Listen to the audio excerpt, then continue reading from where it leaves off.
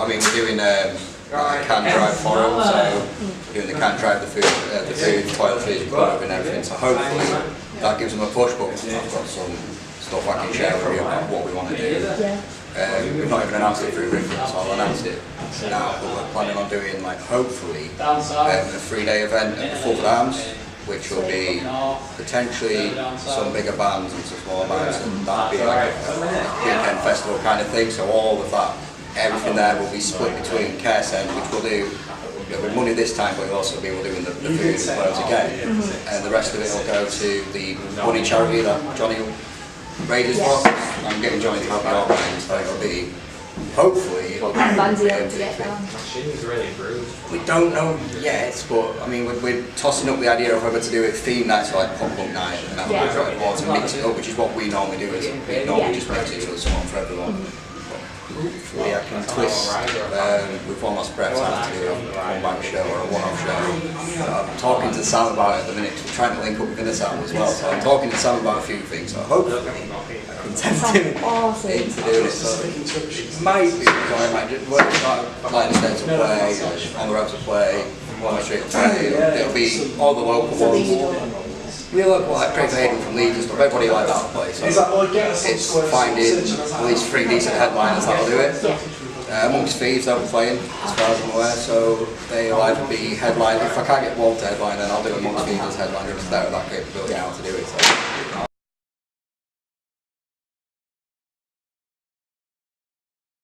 So it's kind of like an introductory gig really, as it is, because all our gigs in York will now be helping them, so it'll be like an introduction to this is what they do and this is what we'll be doing in the future with these guys, and all the kind of stuff will come together, and then hopefully the next gig people will know a bit more, and it will get bigger and bigger and bigger as it goes on. So hopefully it goes well today, and then everyone else knows what we're all about.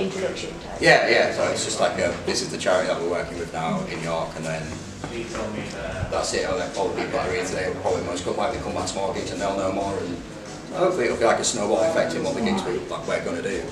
What made you choose that charity?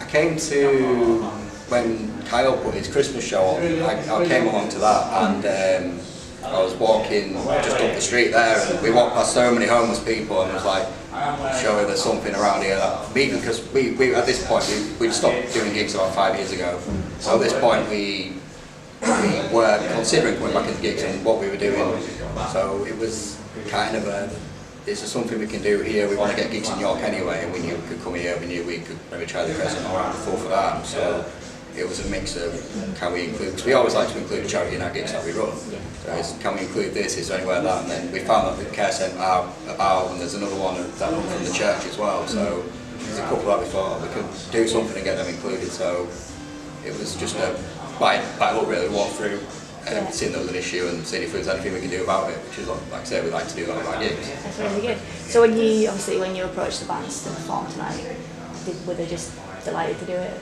Yeah, I mean, like I say, we've been going for 10 years now, and when we started out when I was young, obviously Johnny was younger, and all the bands that we worked with were all younger, so we kind of knew each other, and Johnny's been doing gigs for us for about 10, ever since we started. Like, I think our first gig we ever put on, Johnny was there, and every gig we've done after, Johnny's been there in some capacity, so he's always happy to help us out and do the gigs we want to do.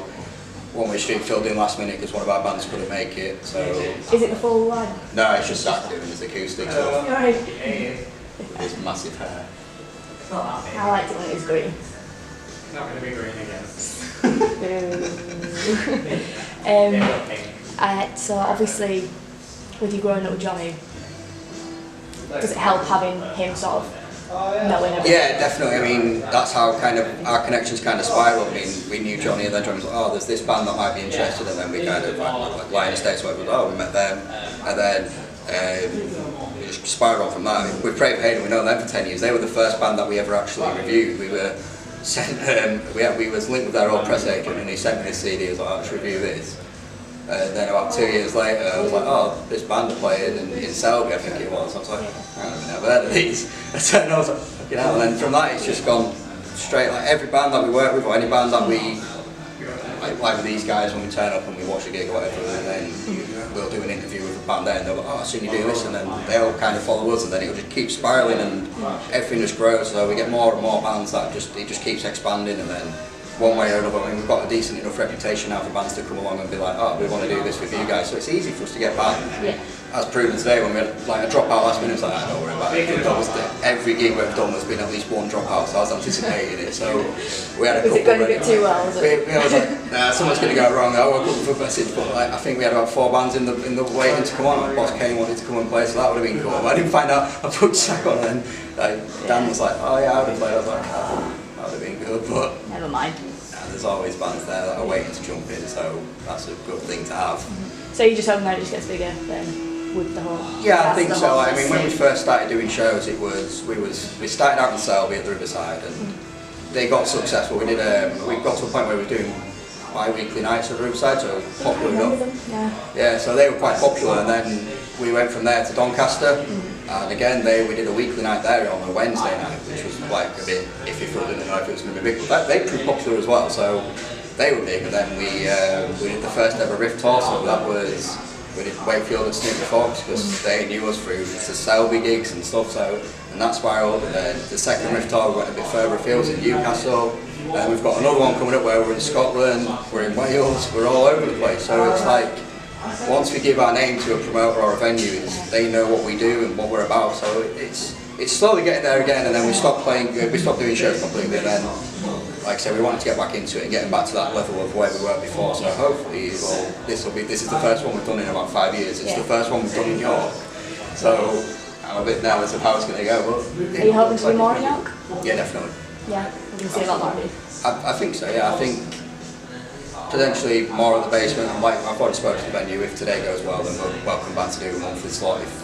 So at least one a month, Fulford Arms, hopefully.